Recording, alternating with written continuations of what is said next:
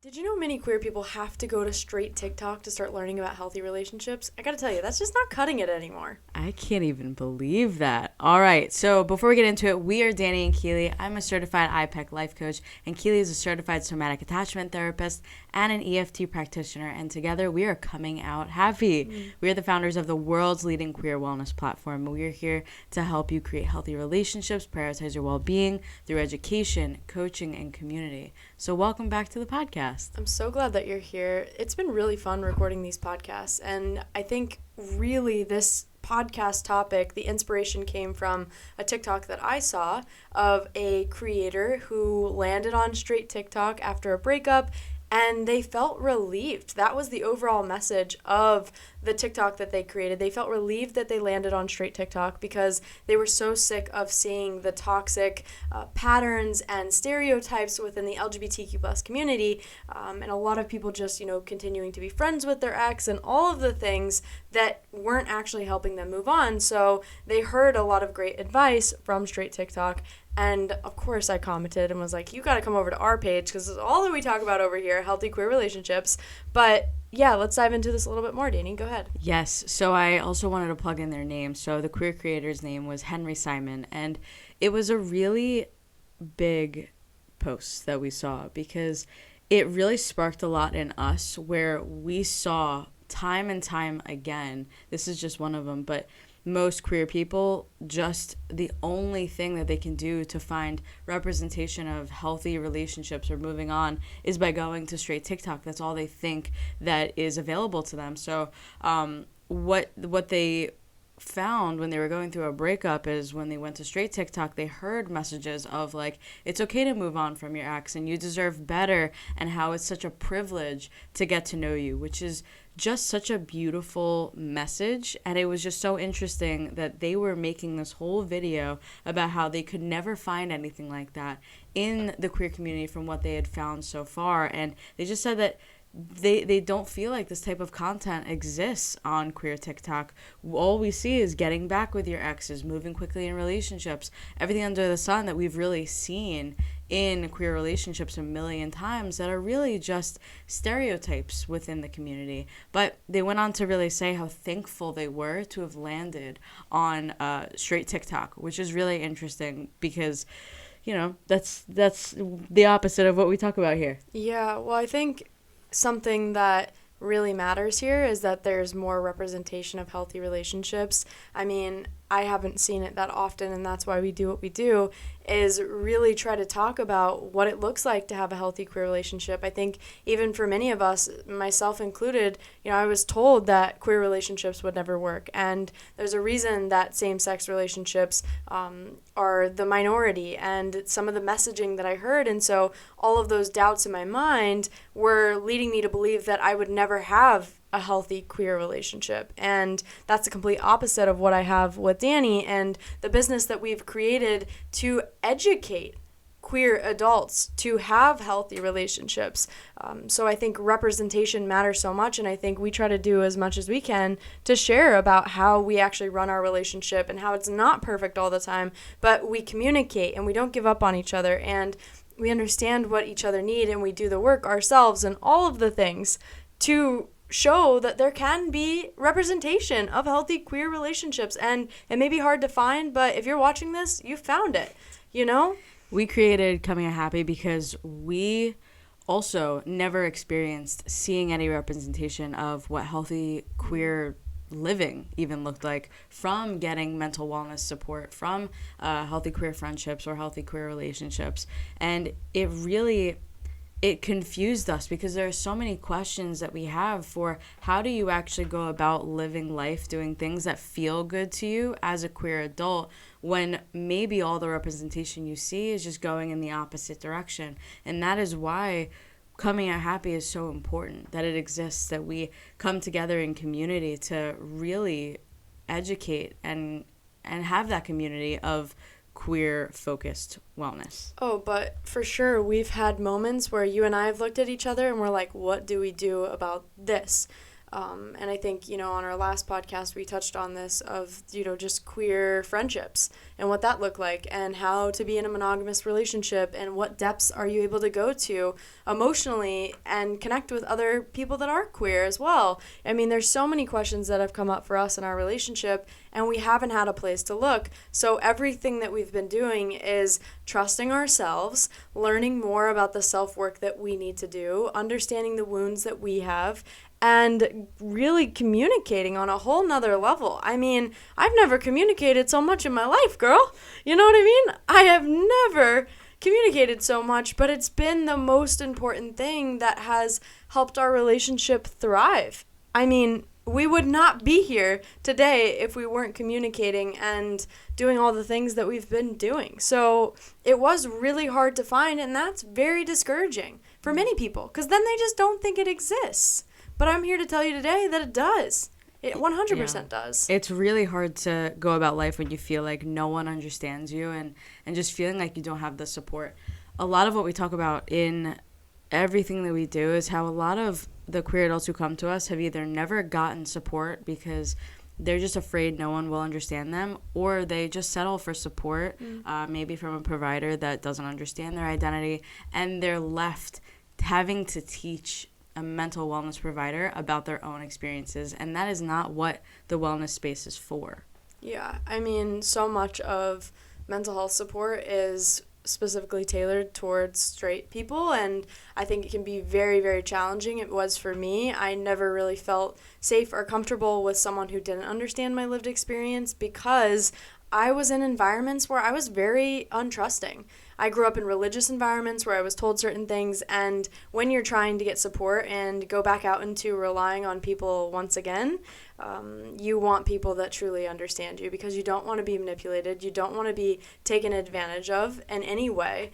And that is the number one priority. So when looking for mental health support, oh my gosh, you're trusting someone with the sacred parts of who you are, the most vulnerable parts. You're letting someone in. Having someone who understands you is a game changer. I mean, we do tons of research and we gather our clients together and we talk about these important topics so that we can conduct our own research as well. We just did a focus group, and one of our clients, and this has not happened only one time, this has happened with many different clients, but they explained why that they spent so much time in therapy with a straight mental health provider or therapist, and they felt like it didn't really move them forward because the whole entire time they were trying to teach their therapist while they were trying to heal. And listen, you as a queer adult, you need to allow yourself to not settle in the mental health space. You can't settle anymore because for so long we've settled in so many different areas, but you don't have to teach someone while you try to heal. I mean, you don't. You can find people that understand you, and that is a game changer, and you can really allow yourself to open up and let those walls down and really let people come in to support you. Yeah. I wanted to touch back onto the stereotypes part because this really fits into when we don't have representation of what healthy queer living looks like. Many of us could be confused on how to navigate the world as an openly queer person. And so sometimes we've seen most of the clients who come to us either came out later in life or are coming out later in life at this moment.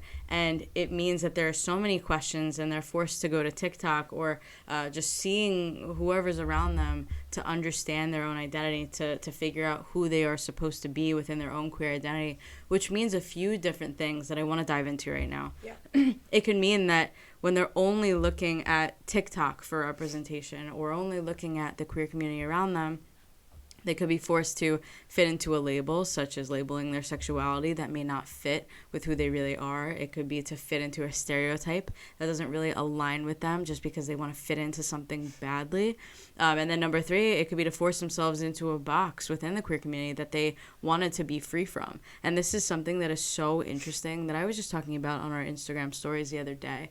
All of us as queer adults are trying to get out of this box that we've been forced to be, But so many of us, because we haven't had representation, are forcing ourselves back into boxes, even within the LGBTQ plus community. I mean, I have definitely forced myself into so many different boxes because it's what I thought I had to do, because there was nothing else that was showing me a different opportunity of who I could be. It was only about what I saw around me. And there are a few different examples. I don't know if you want to dive into the first one, but I have one that's really just about myself. Do you want to read the first one?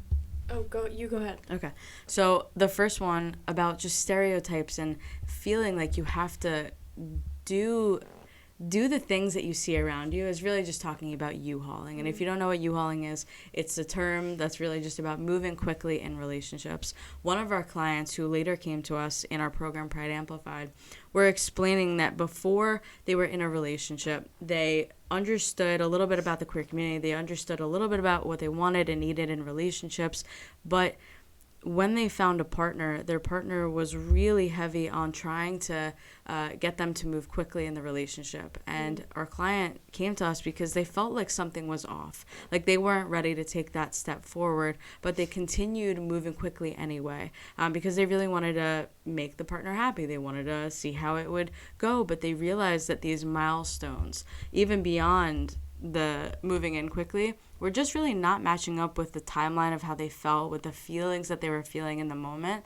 And what they realized through working with us in Pride Amplified is that they learned how to slow down because they weren't doing what everyone around them was doing. They actually got to focus on how they felt, how they wanted to create relationships, knowing how to speak up, and really the best part about this is that they lost the fear of losing people, which really made them trust themselves and understand that it's okay to not do what everyone else is doing. It's okay to slow down because you know your worth. I really remember that, and I remember just being so proud of them for slowing down and trusting the process. I mean, I'll take this a little bit into dating in person, and one of the stereotypes, and we can kind of extend off of the U-hauling in a different way, is that many queer adults who go on these first dates, the running joke, or what everyone's talking about on TikTok is these dates usually last, a whole entire weekend, or, 8 hours, or whatever it is, and it really feels like you're moving so quickly with someone. But the thing is that you've only known them in those hours, and you've never really seen them outside of that experience. And I think what people forget so often is that how we get to know people is through seeing them through different experiences, not a large sum of time where you spent 3 days together and you feel like you know everything about them. We get to know how people respond. We get to know how people react to things, how they move through their life when we see them over a period of time. And I truly believe that can only happen over time. I mean, there's probably so many statistics and science-backed, information about how long it really takes to get to know someone, or how long it really takes to see who someone is, and how long they can mask maybe who they really are. Because we get comfortable over time, right? Things change. I mean, how many of you have been in relationships that are longer than a couple months, right? The person changes to who you knew them to be from day one. But it's just such a norm in society to spend so much time with people right from the beginning. And it's obviously not working out the best for many people. Sometimes it does. I won't say it never works, but I also wanted to talk about a stereotype that I felt like I had to fit into because it definitely hindered me a lot from just being myself. I was a tomboy all of my life. I loved playing sports. I loved wearing the clothes that I wanted to wear, and I thought masculinity had to look one way for me. It had to look like not expressing your emotions, avoiding painting your nails. You have to be physically strong. You always have to be the dominant one. And I really never fit into any of that. And I noticed that while I was dating before Keely, and sometimes in the relationship with Keely, I felt like I was pressuring myself to be someone that I wasn't, to fit that. And I didn't understand why it was never aligning with me, why I always felt like I had to step up to be that person and to fit what it meant to become a masculine person. And I think this is what I was talking about before, where it took so much unlearning and rediscovering myself to figure out that the stereotypes that I had maybe seen on social media or some in movies really were not what I wanted, and it's not what I wanted to be. And I had to understand that who I am is to be accepted. I had to accept myself for not fitting into the mold of what I had seen as masculine. And we talk about this with people around us. Masculinity and femininity could look differently for you. I'm just talking about one of the stereotypes that I felt like I had to fit into, but we're trying to fit into the same boxes that we're trying to get out of. And I think that is just one of the most important things that I want you to listen to right now, because most of us have this idea of what relationships look like. You can't be friends with the opposite gender. Like, there's so many rules that we have had to implement into our life that don't make sense if you're a queer adult. And all of this is really talking about how queer identity focused support is so different than just getting support that doesn't understand you, because of the nuances in friendships, relationships, coming out at work, all of these different things that are only discussed when you're involving other queer people into it. And these stereotypes just hold you back from really figuring out who you are. The clients who come to us really know that they don't fit into the mold. They don't want to fit into the mold of who everyone expected them to be, and they want to live life as their true, authentic self. And something that they know is that these stereotypes really prevent them from finding relationships that feel good, prioritizing their well-being, claiming an identity without barriers that they once felt confined in. Imagine, this is one of the most important things that we are talking about, because as a queer adult, these barriers do not have to define who you are, and you don't have to put labels on yourself to fit into any mold that you don't want to fit into. You get to break out of the boxes and really redefine your identity for who you want to be. And it doesn't mean that you have to go back into another box or make people accept you in any way. You're able to break free of who you were expected to be so that you can redefine who it is that you want to be. Okay, and this is so important. I actually wanted to also talk about unrealistic expectations. Do you want to dive into that? Yeah, oh my gosh, there's so many unrealistic expectations that we don't even realize have been put on us, that we've subconsciously been living our lives by, and this is actually one of the modules that we really dive into in the Pride Amplified framework and the course that we have, the 6-week course. And really, people love this because we help them release and actually feel the weight of those expectations in the different parts they carry throughout their body.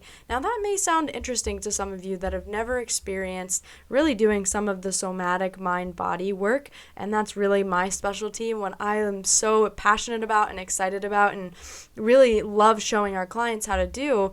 And really, these expectations that you've lived your whole life by actually weigh you down. And it comes up when you try to speak about something. Maybe you can feel your voice or your throat tighten sometimes. And I show our clients through that module how to really release these heavy weighted expectations and identify the different areas in your life of where they've shown up, whether that's family, religion, society, a teacher, someone that you crossed paths with when you were 10 years old, right? All these different places, and we really get to lay it all down. And the technique that I show you, the shedding technique, is something that you can truly use throughout your entire life, forever. It's a tool that I love so, so much. I use it all the time. And our clients love too. It's one of their favorite modules that they get to go through with releasing these heavy-weighted expectations. And I think it really helps them break through a lot of the stereotypes and define what it is that they want. Because I show them how to identify those expectations in their body and what feels aligned and what doesn't feel aligned anymore. It's really, really amazing. I love it. And I'm a somatic, I think Dani mentioned this in the beginning, I'm a somatic attachment therapist. So we really focus on repairing the rupture that you've had through these different experiences so that you can feel safe and trust yourself again, because that is the root where a lot of our anxiety and stress lies. Overall, you deserve to be whoever it is that you want to be, and you don't have to settle for straight TikTok or for mental wellness providers that do not understand your experiences. You deserve queer-focused support in all different areas. You deserve a queer community that is uplifting you and really just being that support that you need to understand your experiences, to uncover who it is that you want to be through understanding other people's experiences. All of this matters. And what we have for you is Pride Amplified, which is our 6-week course that really dives into letting go of who you thought you had to be so that you can become the person that you want to be. And we also have our Queer Happiness Collective, which is our incredible sacred space. It's our beautiful community that comes together every single month, and we really just uncover what it means to be you, and it is such an amazing thing. Yeah, we love all these different offerings and spaces that we have for you as a queer adult who wants to just grow and be the best version of themselves. I mean, these are great opportunities to dive in, even if you're seeing a queer therapist, to add this supplemental support to your healing journey. I think something people forget so often is that you are ultimately the person that gets to try out whatever it is that you want. And for so long, I thought that maybe talk therapy was the only thing that I had to do.